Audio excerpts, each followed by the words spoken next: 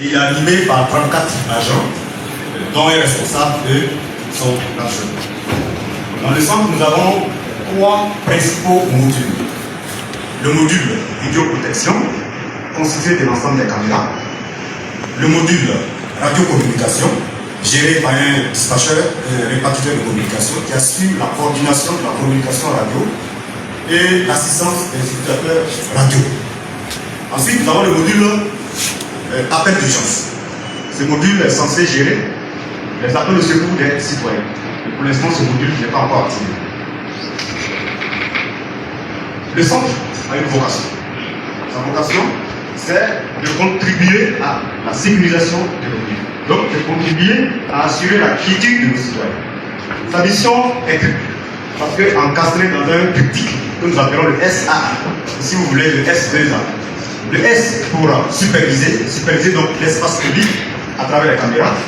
Le premier A pour alerter les unités opérationnelles en cas de tout fait d'intérêt. Le second A, c'est assister en temps réel et en différé. Le ministère de la Sécurité a inscrit dans ses activités le lancement du concept sécurité S247. S247, comme vous l'imaginez, sécurité 24 heures sur 24, 7 jours sur 7.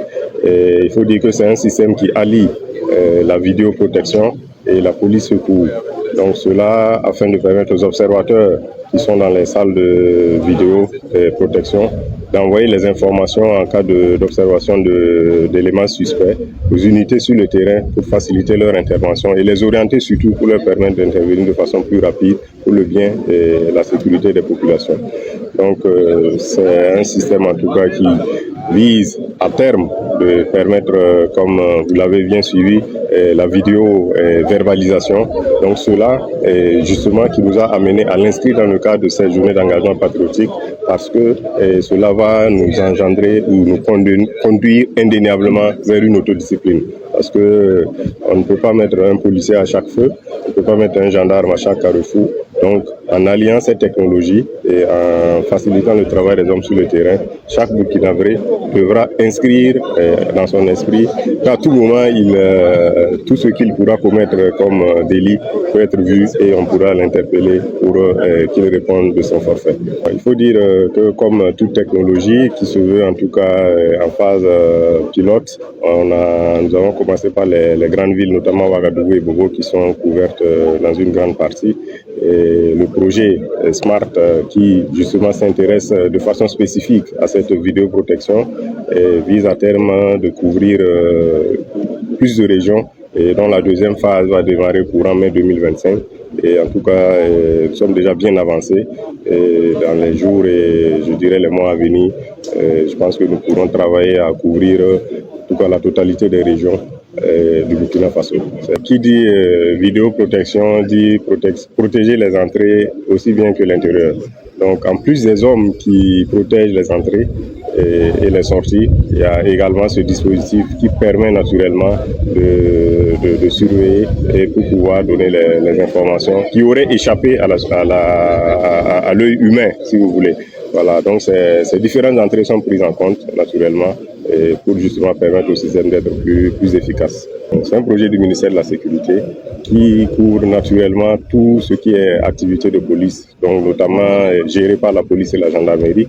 Mais à terme, vous avez suivi qu'il y a un centre de commandement qui est en cours de finalisation et le dispatcheur qui normalement relie l'information en fonction de la nature de l'incident et est en contact avec toutes les autres forces de défense et de sécurité.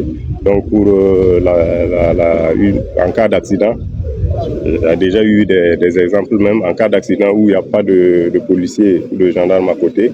L'équipe de vidéosurveillance alerte directement la Brigade nationale des sapeurs-pompiers pour permettre une intervention rapide. Il y a déjà eu des accidents très graves qui ont été signalés. Et à terme aussi également, les forces de défense et de sécurité. Et comme je vous le disais, en réalité, c'est un projet intégré et dans un système de communication global. La sécurité des forces de défense et de sécurité. Et donc, toutes les structures qui interviennent dans le domaine de la sécurité intérieure ont des canaux de dispatching où, à partir du centre de commandement et en fonction de la nature de l'incident, ces unités sont directement contactées pour qu'ils puissent donner une solution rapide et efficace.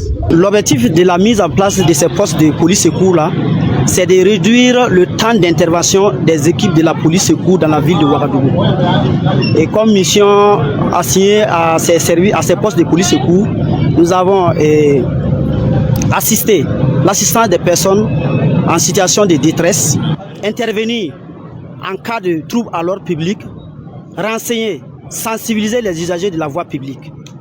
Et également, comme mission, nous avons régulé la circulation lors des embouteillages et des cas d'accident. D'où vous voyez les motos qui sont là. Ces personnes-là sont mises en mouvement lorsqu'il y a des embouteillages. Ça nous rend encore plus efficaces sur le terrain. Voilà. Ça facilite même le travail pour nous. Nous avons les informations en temps réel. Et la mission est, en ce moment, la mission est très bien exécutée.